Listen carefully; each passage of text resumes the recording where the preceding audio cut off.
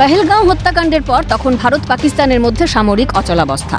এই সময় কেন্দ্রীয় স্বাস্থ্য মন্ত্রণালয় কেন্দ্র পরিচালিত হাসপাতালগুলিতে কর্মরতদের জন্য সমস্ত রকম ছুটি বাতিলের নির্দেশিকা দিয়েছিল।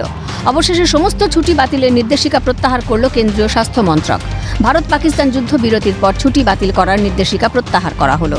বিজ্ঞপ্তি জারি করে জানালো কেন্দ্রীয় স্বাস্থ্য ও পরিবার কল্যাণ মন্ত্রক। প্রসঙ্গত 22শে এপ্রিল কাশ্মীরের পহেলগাঁওতে সন্ত্রাসী হামলার বলি হন 26 জন নিরীহ মানুষ।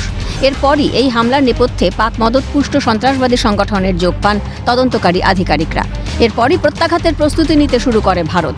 পাকিস্তানকে চাপে ফেলতে একাধিক কূটনৈতিক পদক্ষেপ নেয় ভারত। সেই আবহে গত 9ই মে কেন্দ্রের স্বাস্থ্য ও পরিবার কল্যাণ মন্ত্রকের তরফে রীতিমতো নির্দেশিকা জারি করে সমস্ত ছুটি বাতিল করা হয়। নির্দেশিকায় জানানো হয়, পরবর্তী নির্দেশ না আসা পর্যন্ত কোনো স্বাস্থ্য আধিকারিককে কোনো ধরনের ছুটি, এমনকি স্টেশন লিভও দেওয়া যাবে না। চিকিৎসাগত জরুরি কারণ ব্যতীত অন্য কোনো ছুটি মঞ্জুর করা যাবে না বলেই নির্দেশিকায় স্পষ্ট করে দেয় মন্ত্রক। এই নির্দেশিকায় আরও বলা হয়, যাদের ইতিমধ্যেই ছুটি মঞ্জুর করা হয়েছিল সেই সমস্ত ছুটি বাতিল বলে গণ্য হবে। এমনকি যারা বর্তমানে ছুটিতে রয়েছেন তাঁদেরও অবিলম্বে কাজে যোগ দিতে বলা হয়। বহু প্রতীক্ষিত প্রত্যাঘাত ভারতের অপারেশন সিঁদুর। তারপর একাধিক পদক্ষেপে ভারতের থেকে পিছু হটে পাকিস্তান। চলছে ভারত পাকিস্তান যুদ্ধবিরতি। এই পরিস্থিতিতে আগের নির্দেশিকা প্রত্যাহার করল কেন্দ্রীয় স্বাস্থ্য ও পরিবার কল্যাণ মন্ত্রক। খালিদ জামালের রিপোর্ট, ক্যালকাটা নিউজ।